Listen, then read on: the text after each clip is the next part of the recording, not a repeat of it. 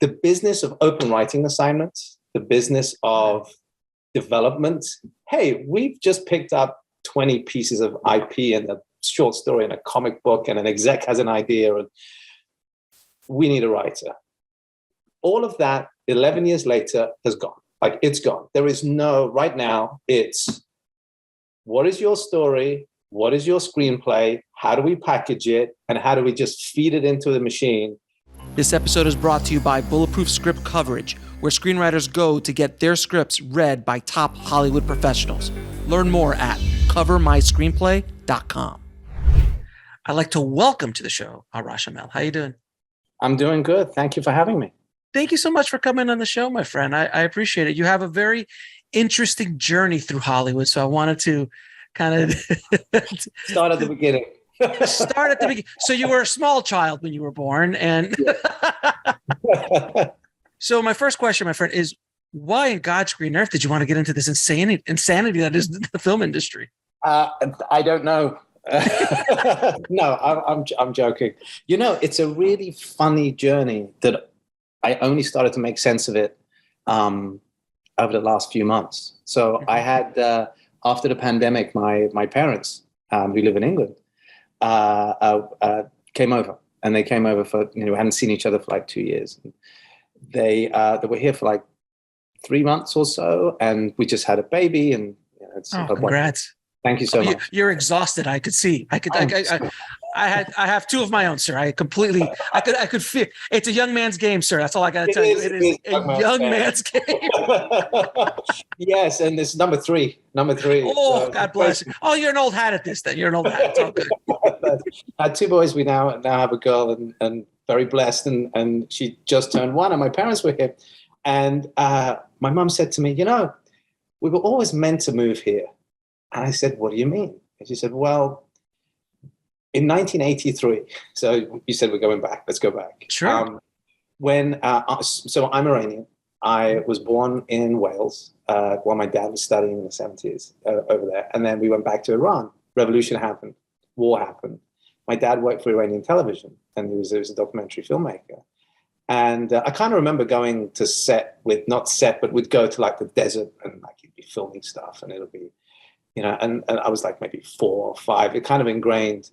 But, revolution happened, and I had to do the, sad thing. And my son still sort of can't believe it, but I had to leave all my toys and everything behind, and I sort of moved to England. And so my whole life I thought, oh, we moved to England. And, but it turns out the plan was to move to America. And what had happened was we'd moved to England as a pit stop. And then the whole family was supposed to go to LA, where my grandfather was here briefly, and to connect up with him. They didn't give my dad the visa. So my mom, myself, and my brother, we flew to LA. We were here for the summer of, I think, 1984. And my dad wasn't, but obviously I was like 6, 7. So I didn't really, I didn't know what was going on. All I know was they took me to this wonderful sunny place. They took me to Universal Studios. I got to see the Knight Rider and Airwolf, and I wanted to see. Nice. I got my pictures taken, and I saw the Jaws shark tried to eat me.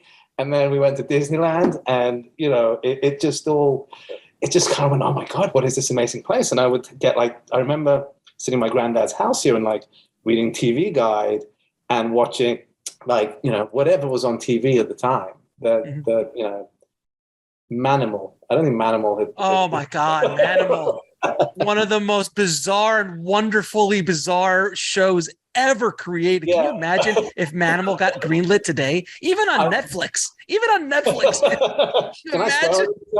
Absolutely. I would watch this shit out of that. I mean, we try to tell my kids about Manimal. My wife and I are huge Manimal fans, and only from memory, not currently to watch it, only from what I remember how cool it was. And it was an eagle, a panther. He turned into an eagle or a panther, and I think occasionally turned into something else. But we saw the transfer. We went to YouTube just to see the transformation. Yes. Oh my! Have you seen it lately? Oh, I have. Oh, so bad. Oh, so bad. I know. It's so, and this was for kids. It's like, or at least it was like prime time. This is why our generation a little bit more resilient than generations afterwards. This is what we grew up with. I mean, this is so. Yeah, and that was. I'm gonna end up like, sidetracking into this, but there was the TV of that time. I mean, you say it was crazy, but it was like, do you remember Automan? Was Automan? Oh my God, you read my mind. You read my mind. Yeah, the Tron ripoff. The Tron ripoff. Yeah, right? with the cursor that flew around. It's like the first time they discovered like tracking and like some neon. The golden age of TV. Desi Arnaz Jr. was the star of that. Desi Arnaz Jr. was the star of that. Oh my God! So now you can see where my genesis was. Fair enough. Right. So I was a kid, and I'm like, and I see all of this, and then they said you have to go back to England.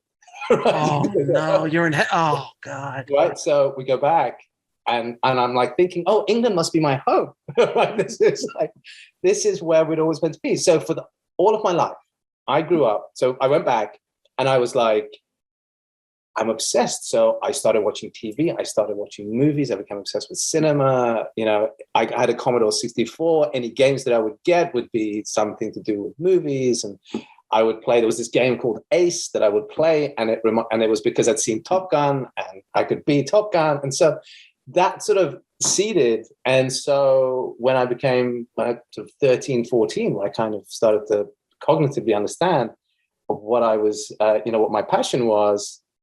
I don't know where it came from. I just had this thought, which was someone must write those.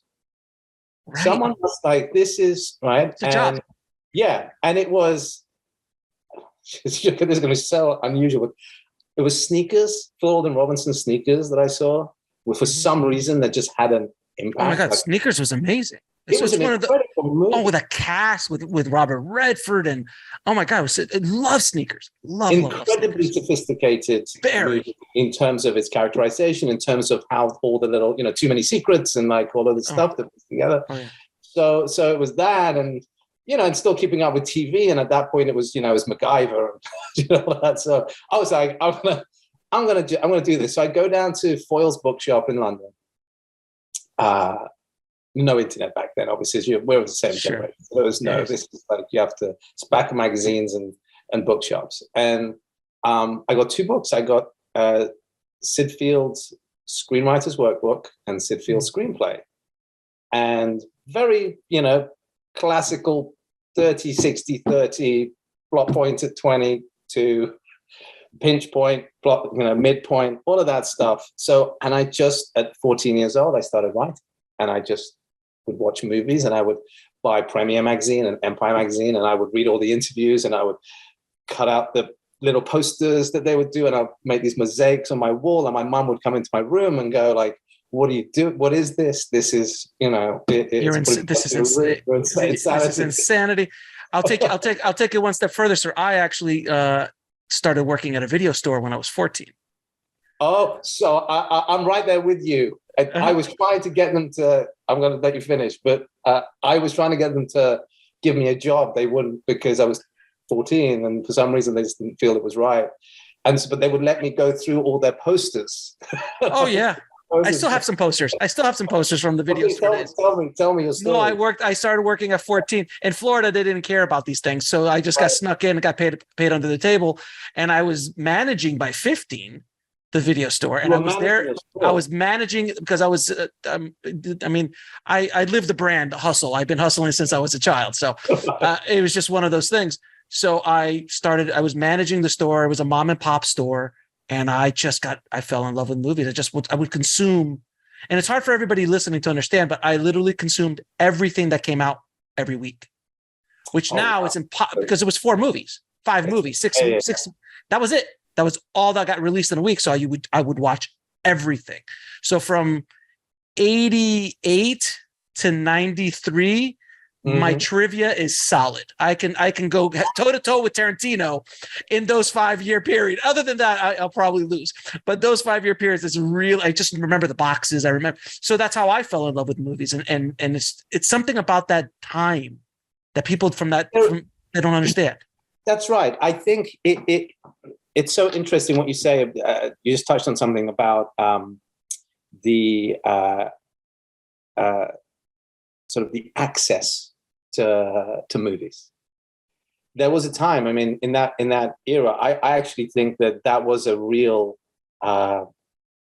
platinum age. I think for cinema, for Hollywood, for cinema, that sort of late 80s to about mid 90s, like there was this decade where the corporations hadn't fully figured out how to, cookie cutter this shit. It was like, okay, there was still a lot of, I want to say, kind of grease within the process, that the creativity and the artistry still sort of, the inmates were still running the asylum. The inmates were allowed to run the asylum for a little bit, and yeah, small movies existed. The What About Bobs of the world, and the sneakers of the world, and these kind of films were allowed to be made within the studio system and having those kind of resources, which that doesn't exist. Well, because there wasn't this sort of, a vertical integration that is so many layers deep, and we're talking about, global strategies and corporate strategies, and it hadn't. I feel that Hollywood hadn't become corporatized, so you sort of still had that. Like you said, inmates sort of running the asylum. It was the artists that were running the asylum, and within that, I would say the producers were also part of the artists. You still had some of the outsized personalities that, for good or for bad, could push some of this stuff through. And they made programmers, like they made these exceptionally well-made movies that weren't supposed to be the blockbuster, the Terminator 2s of the time, but they were solid movies within that mid-budget range. I was talking to, I don't mean to interrupt you, but I was talking to, he was on the show a little while ago. He used to run, one of my guests used to run Richard Donner's production company for a decade. He ran it in the 80s up into the early 90s. Was he in that office at Warner Brothers? I think so. Yeah. He was wherever Dick was. That's where he was for a decade. So he was there through Lethal Weapon. He was there through conspiracy theory, all that whole time. And he would tell me the stories of. I'm like, how was it back then? He's like, oh well. Dick would just have an idea, and he would call up the CEO of Warner Brothers. It's like, hey, I want to make this movie, and they're like, cool. And I go, and that's it. He goes, yeah, they were in production. And I go, was there ever a budget? They're like, Alex, I never saw a budget on any movie that we ever did. It was never discussed. It was just whatever it took. And Dick was really. He never went over whatever the number that he gave it, but it was never like Warner Brothers didn't say you only got 20 million to make this. It's like whatever Dick wants. Yeah. Can you imagine? No, I mean, no. It's insane. And I think that tells you. I think film was up until, in fact, even not long ago, it was a luxury product, right? I hate to call it a product, but it was a luxury form of entertainment. And so, you kind of had the same sort of economics around it that you had with sort of any kind of luxury goods that they could control. There was only 4 movies coming out because there was no way of distributing any other way. That was the only way we were going to see those movies. It was either you go to the theater, you wait for it on VHS, or you eventually in like 12 years see it on TV. Like that was the sort of the outlets for revenue was limited and but they very controlled controlled. it. And very controlled, very, very controlled. It wasn't the Wild Wild West that now, there's a guy called Mr. Beast on YouTube who has 100 million followers and is making millions and millions per video of him doing whatever he does. That didn't exist back then. And the control is loosened up dramatically now. Now, to get back to a fascinating origin story, by the way. Right. So what was I? So I bought the books and I decided I was going to write these scripts, and I was putting the pictures up on a wall. And my my dad, being a good immigrant Persian parent, said to me, "You need to," even though he'd been in television himself, he said, "You need to get yourself an education." And I made him a deal. I said, "I will go to college. I will get my degree. I will get." And after that, what I do, I'm going to do. And he said, it's a deal. And I wrote throughout my college years. And then when I got out, I sort of went and got myself a job and tried to pay the way. And my eye was always on Hollywood. And at that time, it was 90s England. So it was all Richard Curtis and Four Weddings and a Funeral. And if you look at me, right, with I was like, there's only so much in common that do I have with Hugh Grant. With Hugh Grant. Playing anybody, as much as I love Hugh's work, and I think it's incredible. It just didn't speak to me. Like, it wasn't me. It was like, what are my stories and what am I? So I really turned my attention to Hollywood, and it was, how do I get from here, from South London, to over there? And it sparked a journey that was maybe, from that point, maybe in the late 90s, it was about 10 years. It was like 2006 when I wrote The Spec that, that opened the doors. And so overnight success is what you're saying. Overnight success. I was an overnight success for about 25 years. So you were really hustling it out. So how many scripts did you write before that one popped? The one that popped was number 14. It's number 14. So I wanted to ask that question because so many screenwriters listening, they think that the first one out the gate, that's the one. I work with a lot of young screenwriters, and so I mentor a lot of screenwriters now. I like to pass on some of this, these lessons I've learned the hard way. And the lesson number one is it's the long game. Like, you have to perfect your craft. This isn't about your one script, because the moment you write that one script and you sell it, the next question is, well, what else you got? What's your next thing? What's your, here's this big franchise. Figure it out. Can you figure it out? Are you good enough to figure it out? Are you good enough to figure it out and deal with the egos of the people who are attached to it? Wait. There's egos in Hollywood? Stop. Oh my God. Stop it. There isn't. There's okay. Can you figure it out in your own room without anyone's interference, and we'll give you all the money that you want, because that's how. And if you don't know how to do it, there's 400 other guys that we can call. Yes, it just is. That's the business. It's very high pressure. And today more than ever, it's just turnover, because today it's not even, they don't even have any. There's when I started professionally. So when I got my first studio job, which was 2011, so I sold my first script 2010, 2011. The business of open writing assignments, the business of development. Hey, we've just picked up 20 pieces of IP and a short story and a comic book, and an exec has an idea, and we need a writer. All of that 11 years later has gone. Like, it's gone. There is no, right now, it's what is your story? What is your screenplay? How do we package it? And how do we just feed it into the machine so that they can just go ahead and make it? That whole sort of development aspect of it has slowly eroded to the point that I kind of feel, because film is so ubiquitous now, or it's seen as ubiquitous, it's seen as something that's, the movie of the week, and disposable. It's disposable. It's become much more disposable, and that really is a real sort of soul searching that's going on right now. I look at amongst my colleagues. I especially post sort of what happened at Netflix in the last few months, and the turnaround that's happening at Warner Brothers post-Discovery deal, and just everywhere is in Amazon and MGM trying to figure out what they're going to do. So there's a lot of transition right now, and within that transition, there isn't that business that there used to be. Like, it's just so few and far between. Let me ask you, because we're going to talk about your new project Rise, which looks fantastic. I can't wait to watch it. It comes out as of this recording on Friday, but this will come out early next week. But with something like that, it seems like the business models are changing so rapidly. Before it was to make the tent pole that goes into the theaters. That's pretty much monopolized by Marvel, by Star Wars, by all these massive IPs, DC and the Warner Brothers, Harry Potter. These kind of massive IPs is what is taken over that tent pole process. So now there is another pipeline of content that needs to be created in the future world. We're not talking about TV, but in the future world. So films like Rise is a film that got made to feed the Disney Plus machine.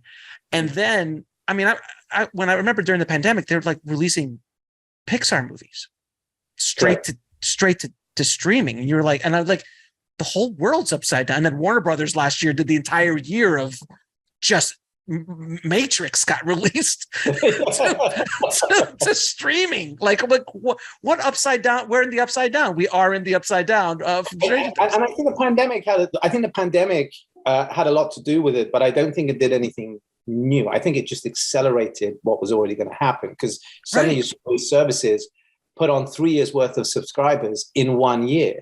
And I think part of Netflix's problem, for example, is they just had such a blowout year in terms of new customers, and that you just cannot maintain that kind of growth. It should have been, between 2022, 23, 24, and you just kind of peaked. So it's sort of, okay, how do we turn the ship around? But it's a pattern that's been sort of progressing. I mean, it has been happening. It's nothing new. And I feel, that we've gone from movies having been this sort of, luxury form of entertainment, as I was saying, to being this sort of commodity form of entertainment that becomes sort of disposable. And the audience's attention span is kind of, it's gone. It approaches it as disposable. And part of my thought is like, well, what is the relationship of the younger generations with cinema? How do they view cinema? And this partly what I've been doing is going around and asking to people much younger than myself, well, it's why do you watch movies? Like, what does a movie mean to you? What does cinema mean to you? What does going to the theater mean to you? And I feel that these demographics are changing around us. And I think as artists, the one thing that we do have at our disposal is the ability of creating cultural moments and creating sort of cultural relevance and telling stories that are so resounding that they don't really matter where they're distributed. That if you're doing something on Disney and it's for Disney Plus, or you're doing something on Netflix, it's actually a story that can rise above, I mean, pardon the pun, but it can kind of rise above the noise, because ultimately, as you're probably experiencing, it becomes a white noise, because it's no longer just either cinema, it's also limited series and ongoing series. So it's so fascinating, because I love this conversation, because I always look at my own life and I look at what I consume on a daily basis. And when I'm at home, I watch a lot of television, a lot of great television series and binge series. And just kind of go through that with my wife.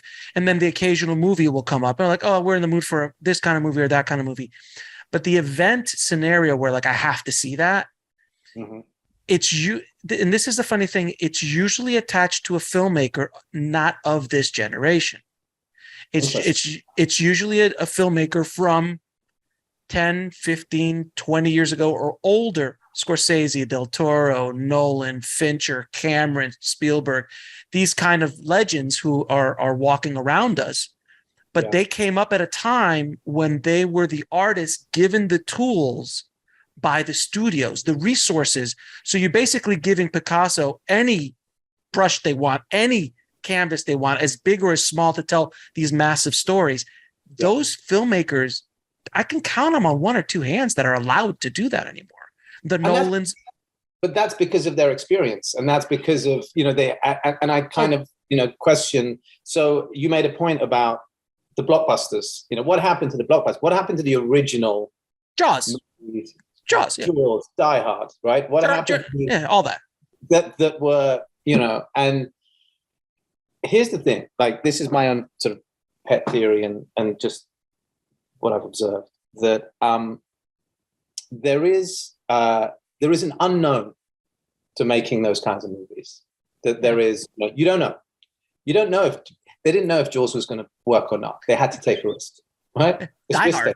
That the guy from Moonlighting running around when you've got Arnold and Sly who are all ripped up and buffed out, and this guy looks like, who's the guy from Moonlighting with a gun? Who cares, right? arguably the greatest action movie ever created. Like, but someone had to roll the dice. Yeah, and that rolling of the dice is essential to cinema. It's essential to what we do. Like it's you don't know. Like I didn't know on any of the movies that I've written as to is it going to get made? B, is it going to be a hit or is it going to be a flop? Is it going to be a disaster during production or is it going to work? You don't know. You don't know what, like, you just have your gut instincts. And again, going back to young writers, that's kind of what you're trying to develop as a writer, as a filmmaker. It's and I do view writers as filmmakers, and that's a whole other topic. But I kind of, but I think that sense of risk taking is a complete anathema to how a corporate entity works. Right? Absolutely. Because you cannot enter your quarterly budget numbers with any form of risk involved. And so that is, I feel that, what has caused, the sort of, I don't want to call it a decline, because I like to think of it as a transition, but what has caused this transition period that we're in, because I believe, real art will always find its way. It has been the removal of risk from the process, because it all has to be, sequels and IP and one thing, but even IP, I would say original IP is kind of dangerous as far as if it's new, if it's a new IP. New, that's what. If it's new IP, if it's whatever the book Harry was, Potter, but the risk out of a series of comic book heroes based around DC or based around Marvel or these known brands. Well, that's a factory. It's turning. But what's interesting, and you also know what's interesting is that within that system there is still risk being taken, but it's very calculated risk. So Thor Ragnarok. It's mitigated risk. I would say. So Thor Ragnarok it's an insanity. How that movie got made within the system, they basically gave my favorite Marvel movie, by the way. My favorite, absolutely. Until I see Love and Thunder, which I'm sure is going to be absolutely amazing. It looks insane. They really let them loose now. They just there's goats. It's just whatever. Just do what you got to do. But giving him the kind of reins within a property that, even if he goes a little off the reservation, it's still Thor. It's still Marvel. Same thing with the DC universe. I mean, the Schneider cut, for God's sakes, they let him go, but then they pulled back because they got scared. But then finally they let it go and they're like, oh, it's much better than it was when they That's right. It all up. So it's so much better. And so I'm not even going to go there. No, we're not going to get into that. No, but you don't understand. I don't want to get into the conversation about that specific film, but the concept of what a studio. Rip my Twitter mentions on. So DC or Marvel, sir? Which is doing it better? No, I'm joking. I'm joking. No, but you're right. But you're right. But the business has changed so much, and there's only a few. I mean, seriously, I think it's Nolan who can basically. He's doing a black and white Oppenheimer movie for $100 million. Who else in Hollywood gets to do that? Nobody. Yeah. Cameron is spending, I don't know, $3 billion on the Avatar films. I mean, anyone who's earned the right to do that, I think it's James Cameron. You let Jim do whatever Jim wants to do. That's right. But Marty's still fighting for his visions. Mm-hmm. And the reason why he's getting to do his visions is his cast that he brings. When you bring Leonardo and when Quentin wants to do something, he keeps his budgets low and he brings the biggest movie stars in the world to the table. So there is some art still being made in the studio system, but it's so mitigated, the risk. It really is. It is, and specifically when you're looking at theatrical. I mean, we're discussing theatrical here, and I think, what I'm really interested in is there are some pockets. So at Sony, so Bullet Train, for example, like that. Yeah, but it's Brad Pitt. It's Brad Pitt, but that's how it used to be in the old days. Like that's how it was. I mean, admittedly, we just named a couple of, Jaws and Die Hard, which it wasn't the case. Like, there was like, but that was the beginning of even it. That, even the star-driven original movie, the original action movie, that is a risk. Like, I don't know. I mean, outside of Bullet Train, my mind is drawing a blank. But Mission Impossibles, but that's based off an IP that Tom created for himself for the last. We're at movies 7 and 8, like back to back. Yeah, 7 to 8 back to back. I mean, I don't know how many more he's got in him, but I can't wait. I mean, I'd love to hear your thoughts on Top Gun. Like, you see something like Top Gun, and when I went to go see it, I mean, it hits nostalgia for me. It hits so many different things for me. But when I'm watching it, I'm like, oh my God, this is what a blockbuster used to be like. It's an event, an experience. It's all in camera. A lot of it's not all, but a lot of it's in camera. What they did was something so insane. The storytelling, to tell that story the way they did, was very, very tight and very good. I mean, in the entire world, it's like they said, basically everybody's dad went to go see it opening week. Because guys like you and me were like, I'm going to go see Top Gun. Of course, I'm going to go see Top Gun. That's right. And I'll tell you that I think my thoughts on it is there are two elements to that. So one, firstly, I think I admire immensely Tom's determination to single-handedly make sure that cinema matters and save cinema. Because I feel we need that. We need that passion. Like, the industry needs that passion. It's so easy just to turn on the TV and go, okay, what movie on what streamer and am I going to watch? And I feel that there's a real place for that. And I think that accessibility is great and more people can get to movies. But I feel the cinema experience and that the wonder and magic of cinema, I kind of feel we need those champions.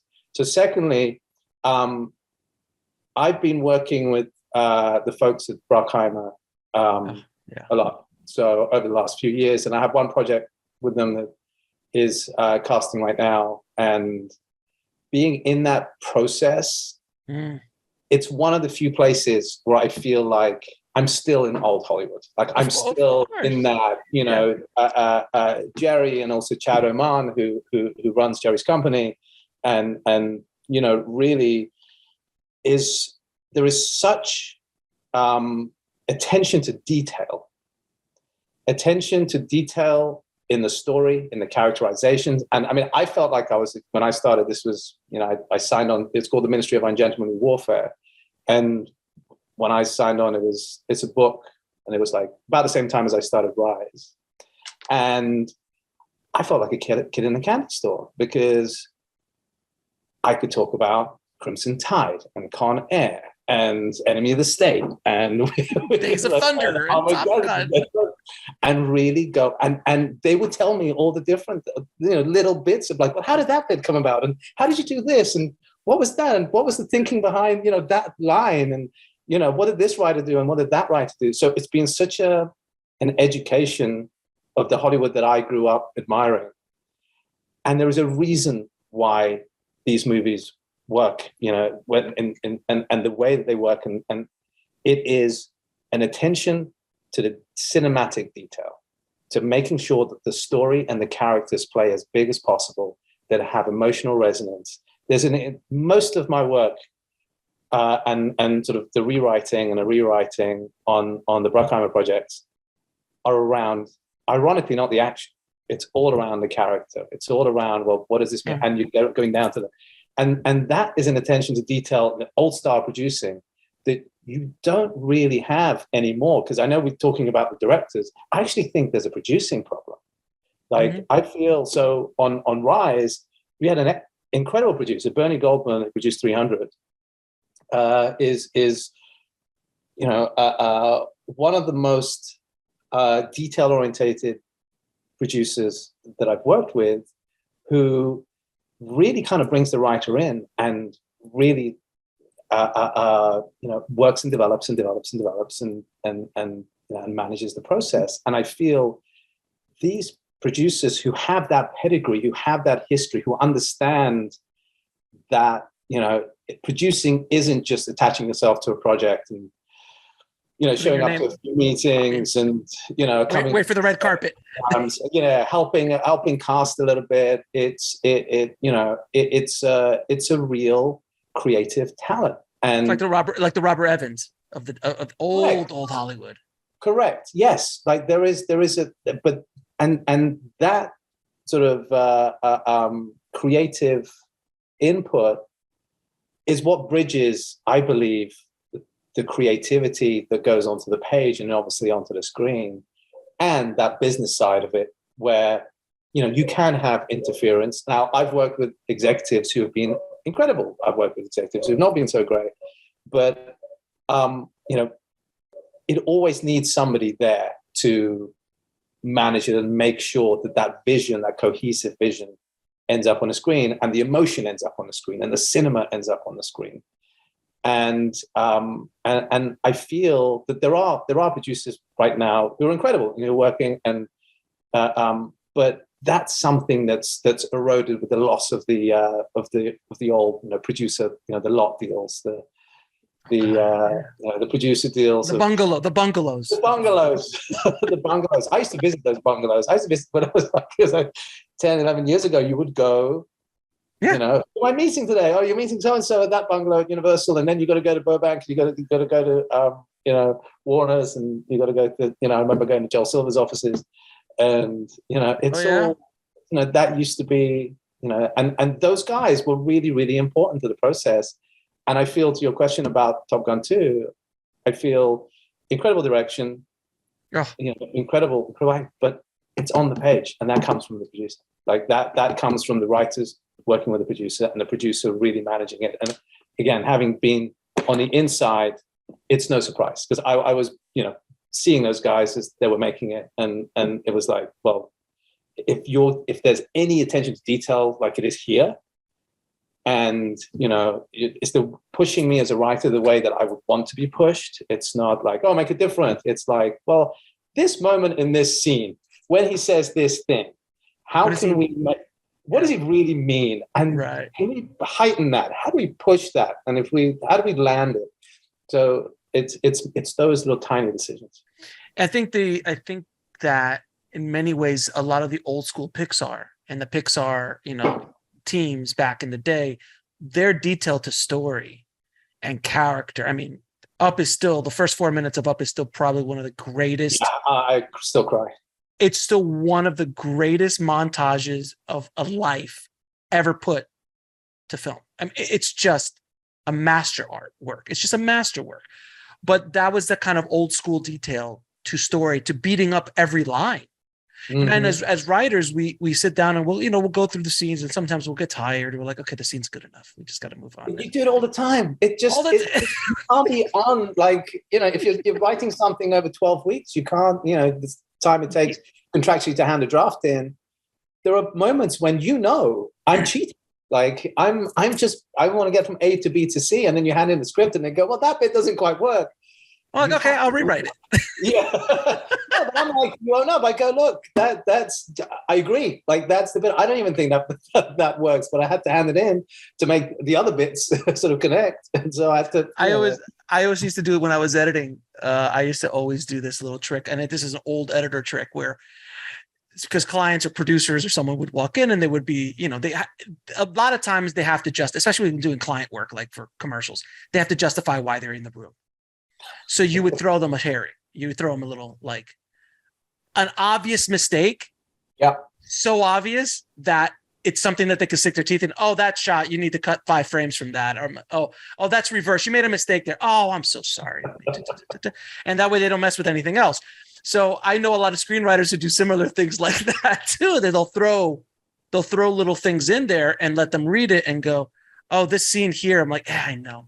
Thank you. And they'll go in and retweak it. And so these are little tricks that you would never do anything like that, sir. You would never. I'll tell you why I wouldn't do it. Because it happens anyway. I don't need to be adding any more mistakes. I mean, it's not like you're, I'm so perfect, I've got to mess this up somehow. That's for me. That for me is it's yeah. Yeah, it's you. I look at it and I just go, when I'm handing anything in, Sure. I have to tell myself, don't apologize. Just hand it in. Just hand it in. Let them find the faults with it, and they will. And yeah. you know, and then you get into your, you know, it was. I mean, I've been lucky in that. I don't know if lucky is the word, but let's use lucky. Since Grace of Monaco, which was a movie I made about 8 years ago, which was like this beautiful disaster. It was like, you know, it was like a souffle that kind of souffled and then sort of then unsouffled and collapsed in on itself. It's kind of an overbaked, you know, piece of, and you know, I learned a lot from that. Like I learned a lot about the process, but also that the process is entirely dependent on who your partners are and who you work with, and the trust specifically around the producers who you work with, the voices that you have being inputted into the script, and then ultimately, you know, the directors that you work with. I really went away and sort of recalibrated, rethought. I went to a dark place. Like it was like, oh my God, I wrote this script that everyone told me was great. And then I went along for the ride and it became this monstrosity of infamy. And don't be so hard on yourself, sir. I am. I'm the hardest. Look, but listen. Have you seen The Room? Have you seen The Room? Okay. I mean, there's worse movies in the world, sir. Let's just put things into perspective here. I don't know how much further above The Room we are, but are there midnight screenings of Grace of Monaco everywhere? No, there isn't, sir. Okay, so let's just maybe it wasn't bad enough. Maybe that's the problem. No, if you're going to commit to being bad, you got to go all in. I say there's this scale of badness, because there's bad and like, oh, that's horrible, but then there's something that transcends. So it's so bad it becomes good. And that is the genius of The Room when you watch it, which you can never watch it by yourself. You must watch it with groups, because if you watch it by yourself, it's sad. But if you watch it with a group of people, you just go, oh my God, this is the most enjoyable thing I've ever seen. But it's so bad that it is endearing and good because of the authentic nature of it. You can't go at, by the way, also, you can't intentionally go to make a bad movie. You can't. I mean, it's like you can't, in a way, you also can't intentionally go out to make a great movie. You can attempt it. You can attempt it. And I think you can intentionally make a good movie. Yes. But I think to make a great movie, that's something that I think is only in the stars. And so you know, to the point that I thank you for your vote of confidence on Grace Monaco. So after that experience, I realized that actually it's the people who you work with. It's such a collaborative medium, especially as a writer, because it's all about interpretation. So you have this vision in your head, you sit at your keyboard, and you write the movie that you believe is going to be sort of this spectacular piece of cinema, and you hand it over. You hand it over from the beginning, from the producer to the studio to the director to the casting director to the production designer to, you know, so on and so forth, director of photography. Like it all just becomes layer upon layer of interpretation. And if you get it right, and if you have got great partners, it does become like a team that has a snowball effect, that they then choose the correct people, and then it becomes a very cohesive unit and of creative vision. And so, yes, you can have disagreements. Yes, it's like, you know, I think this should go a little bit, you know, more emotional. I think it should be less emotional. I think it should be red. I think that should be blue. But as long as you're all working to the same vision, these are just choices that continue to make it better. And it's not conflicting in terms of, well, you know, I think this should be an impressionist piece, and well, no, I think this should be a melodrama. Like that, you know, you're already, you know, in trouble. And that happens very, very often.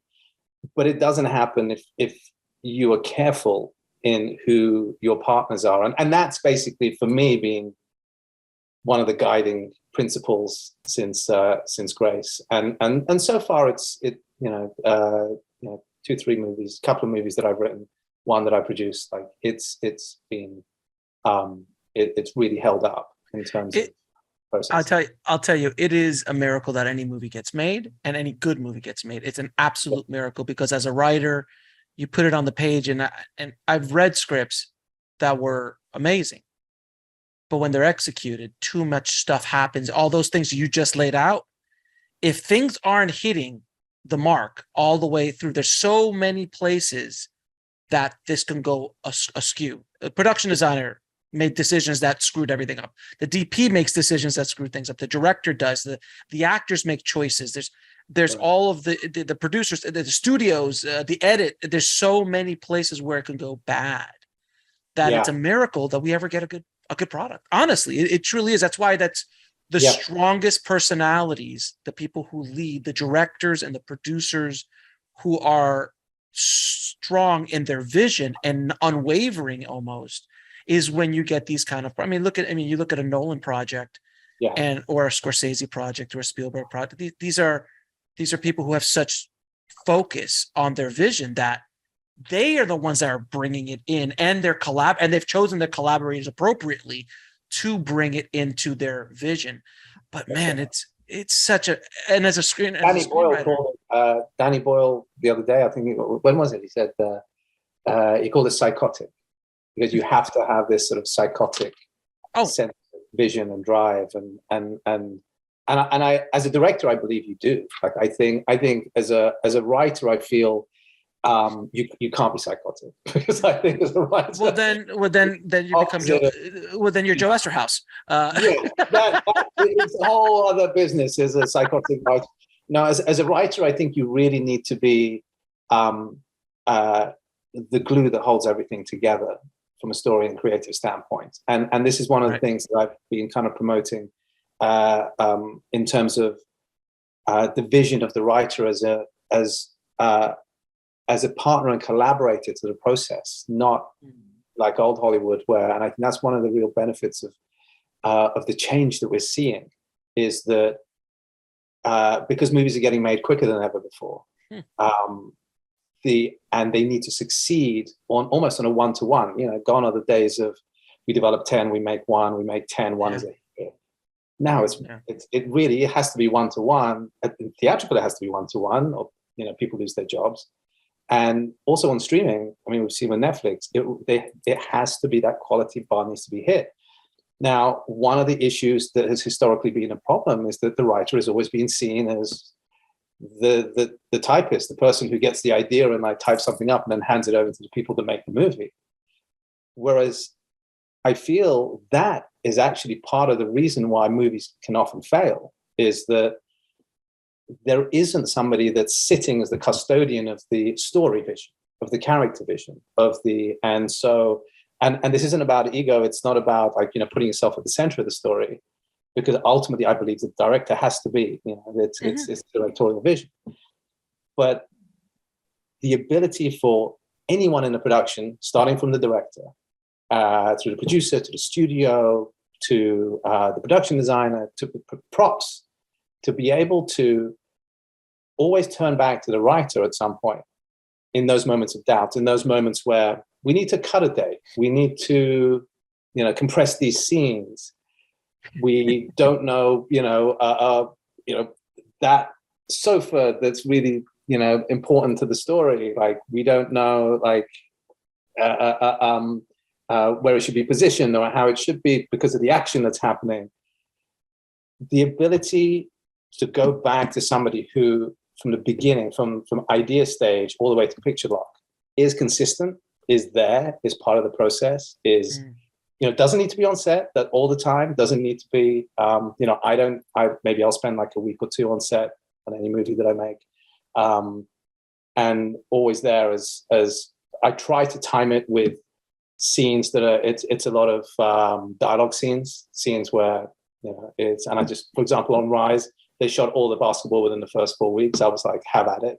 That's make it great, do whatever you're doing. And then I'll come in for when I'm useful, where you sort of start needing to make some of these sort of creative choices. So with the writer as being part of that process, you do end up taking out a lot of the uncertainty, a lot of the oh, well, that thing's not working, instead of trying to solve it in the easiest place, which is solving it in the script, you end up trying to just throwing the script aside and saying, okay, let's try and patch this together. So, let's get rid of that scene, and what else could we do? And you suddenly have the directors or the actors, whoever, making up something on the fly, as I've seen happen. And it has really detrimental effects. So this notion of, the writers, and I do a lot of work at the Writers Guild, and it's, trying to impart this sort of lesson, this sense of identity for the writer is, you're not somebody who's just there, who's just handed a script. You are a filmmaker. You have to understand how this whole process works, and you have to be useful, because often there'll be fights between people, and you'll be the person they'll call and go, so clear up an argument for us. So is Indiana really scared of snakes? And if he is, why? And the beauty of it is, they see the script as the Bible. And so you are the preacher that is interpreting the Bible when they fall exactly into that scenario. It's like, well, is he, why is he scared of snakes? Would he throw the snake? Or would he, is he that scared of the snake? Or would he kill the snake? Well, the better question is, who feeds all the snakes down there? Were they just sitting there for thousands of years, just waiting around for them to show up? There's not a lot of logic here. But you know what? You suspend disbelief a little bit when you watch Raider, just like spinning all these things. Are they eating themselves? Have they been there thousands of years? What kind of ecosystems is down there? How do they get in? What's going on? Like that. There is, yeah. That's the stuff that you go, oh, you guys can figure that out. And that's so funny too, because in today's world, someone would have asked that question. In 1979, when they were developing that script, no one ever seen anything like that before. So don't they just eat those cannibal snakes?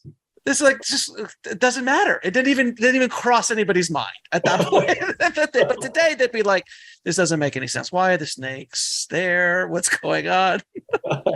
So tell me about your new project, Rise. We've kind of hinted about it a little bit. It's going to be airing on, I think, this Friday on Disney Plus. And I saw the trailer of it, and I love Disney has this wonderful lineage of amazing sports movies that are based on real life events. And it's kind of their little niche that they've had for decades. So this is the next installment in that wonderful lineage. So tell me a little bit about it.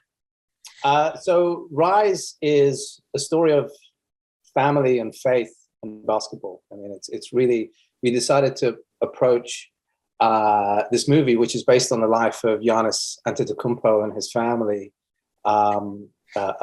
who began as really their journey of remarkably as illegal immigrants in Greece, and the journey that they ultimately went on. And I don't think I need to publicize Giannis's achievements any more than I think he's done himself. He's done all right.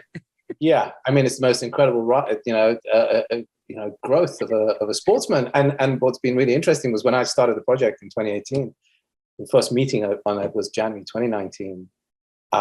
He wasn't even an MVP, and so to have been writing this story, which is incredible on its own, of a family of illegal immigrants from Nigeria, actually a husband and wife who were illegal immigrants, whose children were born in Greece, the country that they'd immigrated to, but yet were outsiders, because in Greece, unless you've had, laws changed now, but I think back then, unless you've had 9 years of school education and are in the country legally, even if you're born there, you're not considered Greek. You're still illegal. And so there was absolutely no path to legitimacy. So they basically had to sell stuff on the streets and hide from the police, and but were able to go to school, and because given Greece's free education system, which is a very weird setup in the country, that you can be an illegal immigrant but you can still go to school. And so Giannis and his brother Thanasis, in fact Thanasis first, but they discovered basketball from never having touched the ball they discovered it, touched basketball. They at the age of 12, Giannis was the first time that he saw some kids playing basketball in the playground in a neighborhood, and he started playing. And the brothers saw basketball as an opportunity for them to not just further their own sort of future, but actually lift their entire family. And first, initially, helping pay for their parents and helping their parents financially, but ultimately it became about legitimizing and legalizing the family and bringing the family together. It's the journey that they ended up going on that was really such a story of highs and lows. In terms of, when we started the process, it was, there was a real pursuit of happiness quality to the journey that they went on. And for me, that was always a benchmark for us, that, we were making a sports movie, but we were really making a movie about the triumph of the human spirit, family, and family. And one of the key things for me was that sports movies always work when it's not actually about winning or losing. It's not about winning or losing the game. It's not, it's the end of Tin Cup, that it doesn't matter if you're, if you're not going to lay up. You're just going to hit it until you prove your worldview, and that is your growth and your triumph. And really, this story is really about that, because we all know what happened to Giannis. Like, it's it actually helped us a lot that we're able to say, okay, you think you know what happened to Giannis, but you don't know the emotional journey, and you don't know what was at stake, and you don't know when he was sitting there to be drafted, what truly his family was going through and what it meant. And hopefully that is stakes. Really what those stakes are what people take away from this. But yeah, so I'm excited. I'm excited to see it. Just, we have a lot. We've got big shoes to fill. Remember the Titans, and there's a real Miracle and Rookie and it's I'm a sucker for a good sports movie. I don't care what the sports is. I saw that one that Disney did about cricket with John Hamm. Oh yes, $1 Million Arm. $1 Million Arm, and I'm like, I'm in. I'm in. It's just like there's this formula of like, it just works so beautifully.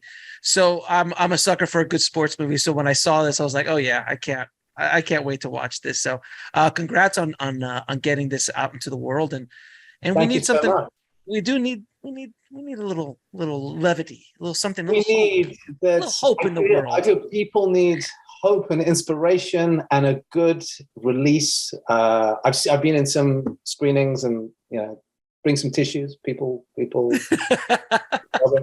And but in a good way, not because it is sort of, again, it's a triumph. And you said Disney, man, like, they know how to make these movies. Like, they've been doing them. They've been doing. We had from the executives at Disney, and the way that they just kept, again, in the right way, just pushing us, challenging us every step of the way. Good. You can see that they know how to make these movies, and they're really, and we tested the movie a couple of times in the process, and it tested extremely well. But even then, it was like, we had like, this person gave it a 98, not 100.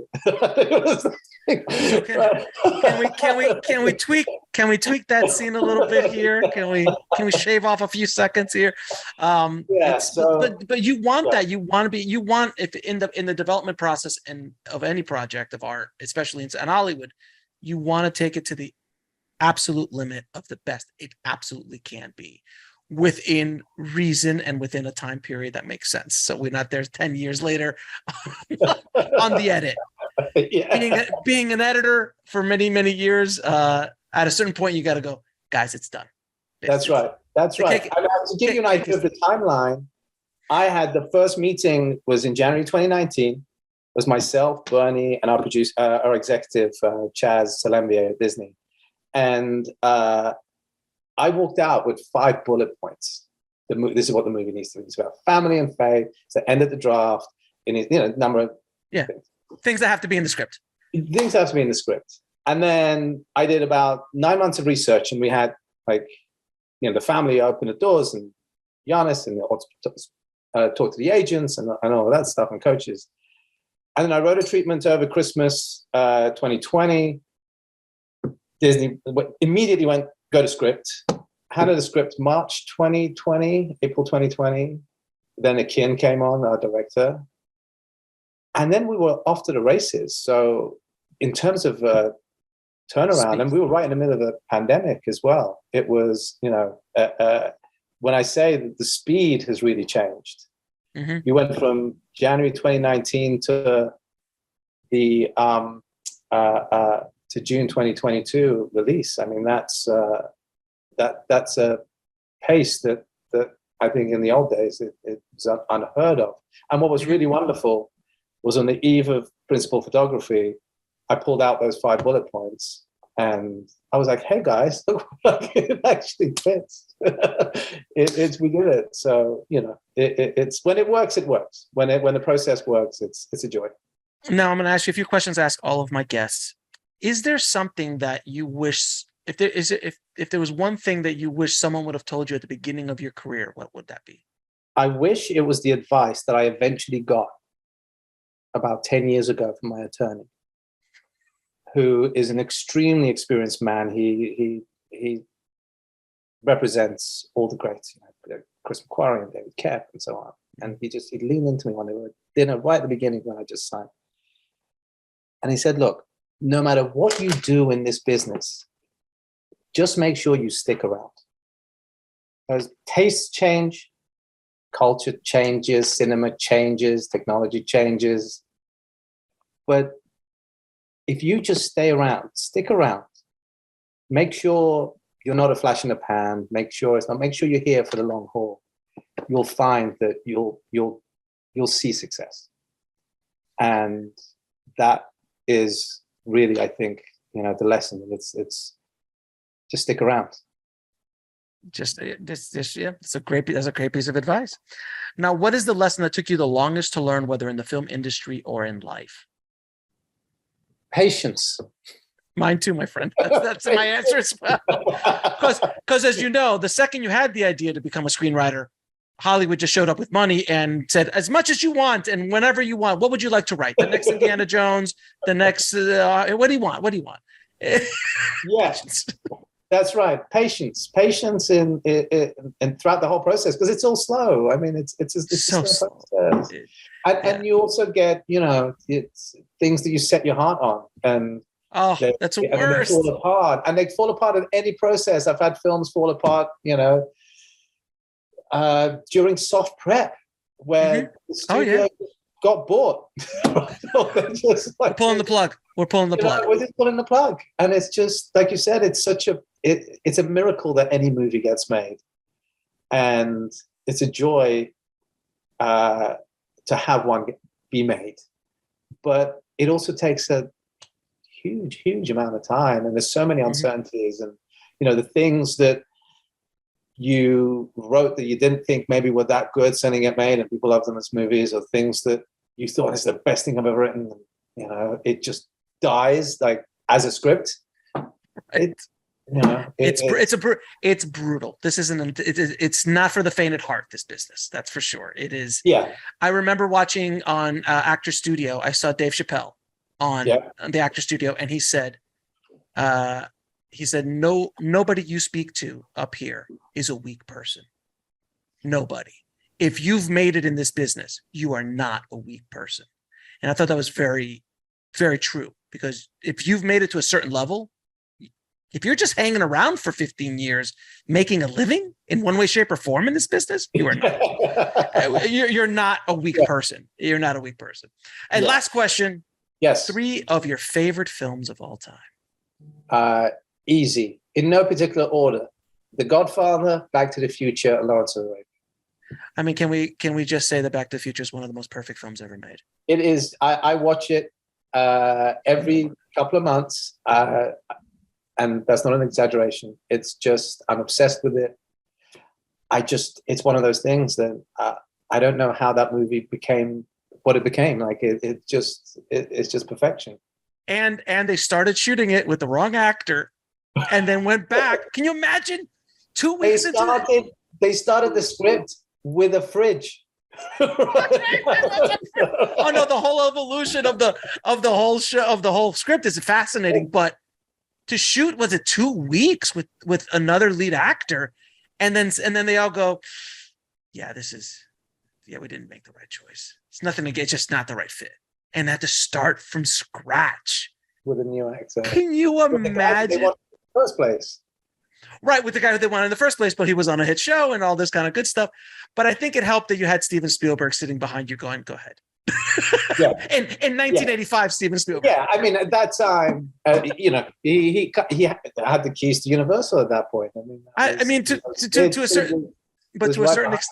a certain extent, Steven continues to have the keys. And yes, by the way, I can't exaggerate this enough. I've spoken to probably 40 or 50 people on my show, have all had a connection to Steven Spielberg in their development, in their career. Oh, I'm a child of the 80s. But like personal hand, not just everybody has been affected by his movies. I'm talking about him personally taking a meeting, connecting him to somebody, like developing a project. It's fascinating how many people Steven Spielberg has helped in this business and continues to do so to this day, sending handwritten letters to directors saying, hey, I just watched your movie. It was fantastic. Great job. Who does this? It's old school. That's old school. It's old school. It's old school. I hope there's a new school that I hope they listen to these interviews. I hope they listen to these interviews in the future and can think about they're like, what's Die Hard? And I'm like, then I have to slap you. But